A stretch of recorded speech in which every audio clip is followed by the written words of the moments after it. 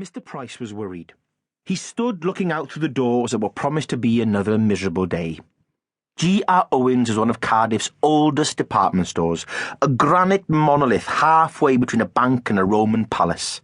Its proud facade had once dominated the city centre.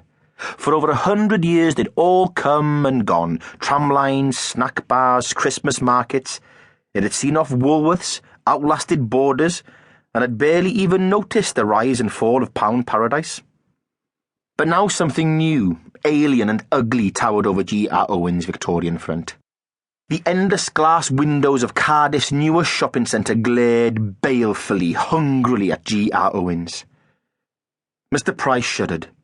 He watched the staff scurrying to their post, manning tills and counters and display stands, warming up their best smiles and brushing down their uniforms. He swept imaginary dandruff from his neat little suit and checked his old watch. 8:57. He'd been there at 8:57 every day for the last 30 years, standing at the ornate shop doors, their brass fittings newly polished. 3 minutes to go.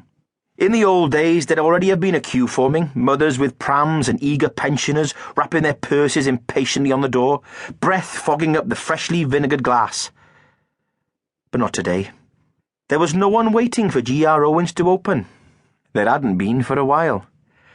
It was going to be another bad day. Mr. Price knew it. Already that morning there had been a most disagreeable trip down to the basement. They were becoming more and more frequent. Mr. Price was worried. No one waiting outside the shop and something very wrong inside. He ran a weary hand through his thinning hair and stared sadly out at the empty pavement. Across the road, crowds of shoppers bustled eagerly into the new shopping centre. A bus pulled up, feeding yet more people into the neighbouring temple of steel and glass. 8:59. He paused, listened, and as the distant church bells began to chime, reached forward to slide out the heavy brass bolts. It was 9 o'clock, and, just as it had been every day for over 100 years, G.R. Owen's was open for business. Mr. Price heard a sad little sigh. At his side was Mavis, his capable deputy manager, a plain little woman in a worn beige dress.